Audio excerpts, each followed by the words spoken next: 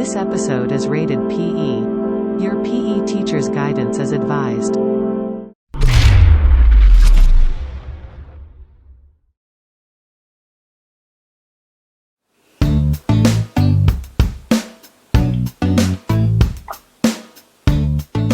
Hi, you're watching Physiology. In the previous episode, Roxanne and I introduced the health and skill-related components that comprise the broad concept of physical fitness. In PE, we don't ask the question, are you physically fit or not? Rather, we ask, how physically fit are you? Fitness is not a yes or no type of thing. Think of it as a continuum from low level of physical fitness to high level of physical fitness. To be able to determine the level of fitness, each fitness component needs to be measured using a valid and reliable fitness test. In today's episode, I would like both the PE learners and the PE teachers to understand what fitness assessment is and why this is important in physical education.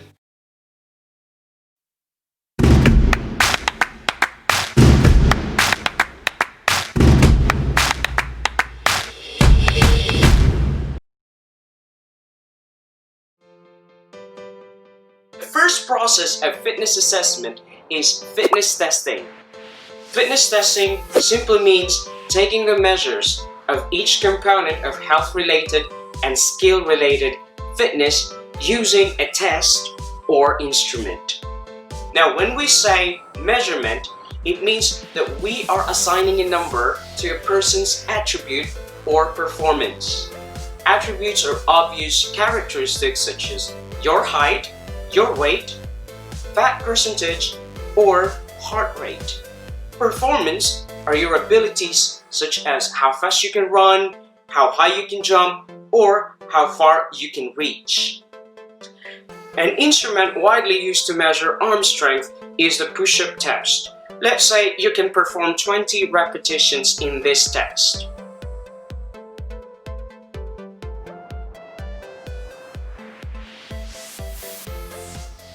The score 20 does not mean anything, does it? Scores don't have meaning unless we make them meaningful. This is where the fitness evaluation comes in. That is the second process that will interpret the scores obtained from the tests so that you would understand what the quantified attribute or performance means. So what does the 20 repetitions mean? Does it belong to weak, average, strong, or very strong arm strength? With this, you will need a reference norm.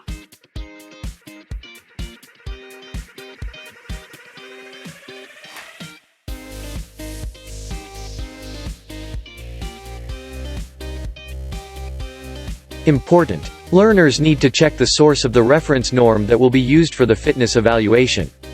Take note that what you get from the internet or other sources may not be applicable to you considering your age, gender, ability or inability. Fitness evaluation is important so that you would be able to identify which fitness component needs diagnosis to improve your overall fitness.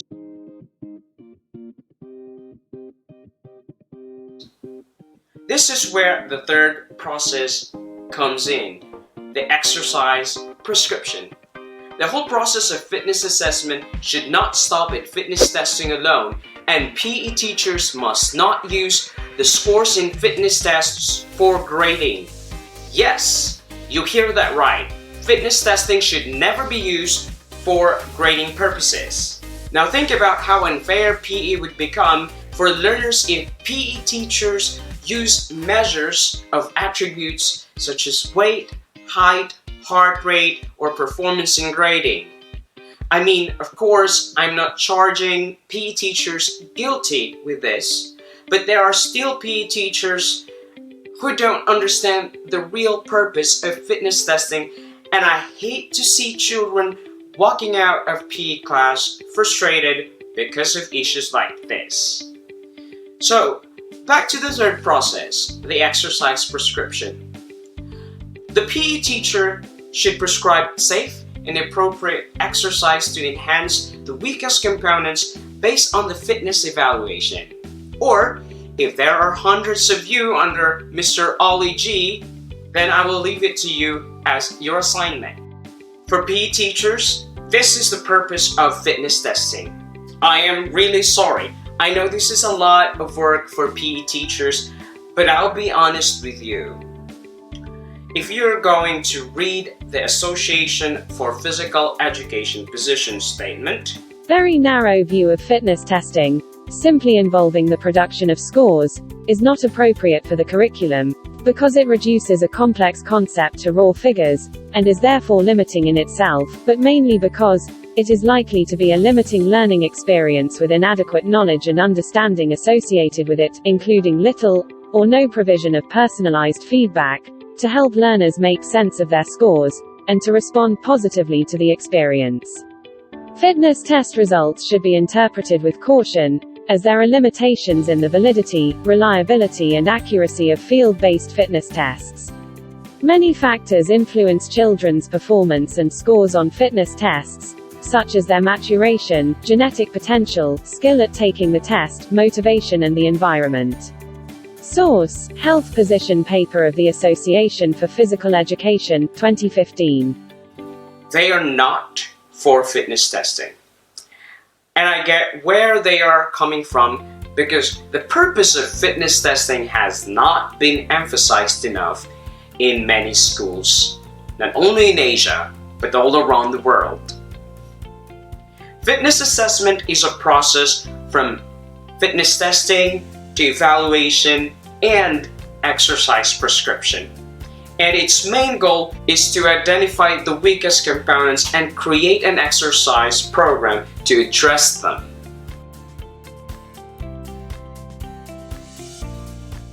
The fitness assessment should motivate learners. When you know which components need a diagnosis, you would work hard to enhance these weakest components so that at the end of the year or at the end of the semester, you will see progress. Number 2, diagnose weak components. The whole process of fitness assessment ends at identifying which components are the weakest so that you can create an exercise program that will enhance these weak components.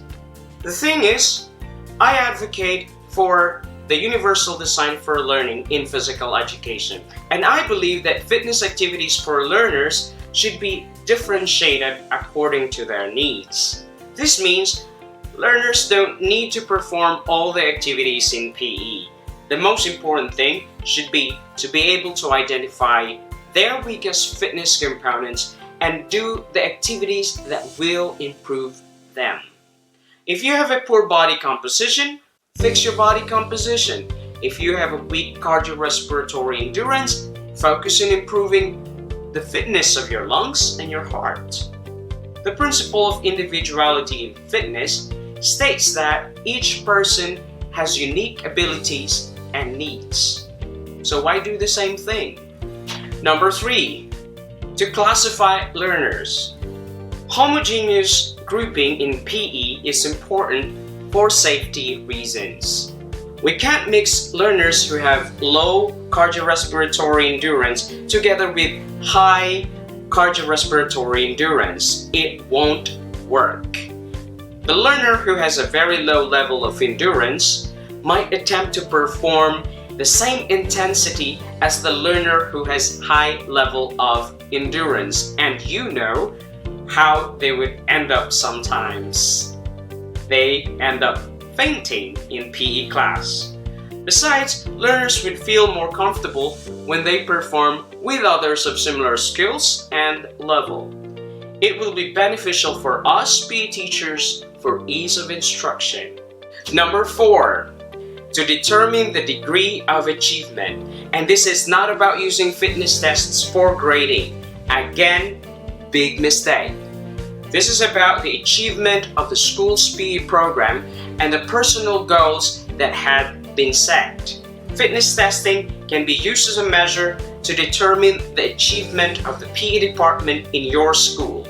If your school fails to improve your fitness level as a learner, there is probably a need for the PE department to revise the PE program that they are offering, or revise the method of instruction. Number 5, in relation to number 4, to justify the effectiveness of the PE program. School accreditations usually require an assessment of instruction and programs. So pre-tests and post-tests are helpful to justify how effective the PE program is in your school. Number 6 is to predict performance. This time we are going to emphasize the component that you excel at.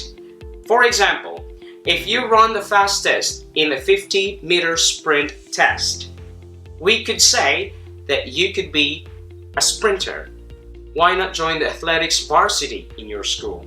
Number 7, find meaningful solutions to problems. Yes, research. And we use fitness testing to be able to measure our fitness variables. Ask your PE teachers about it. Did you know that they did not become PE teachers without their hardbound theses?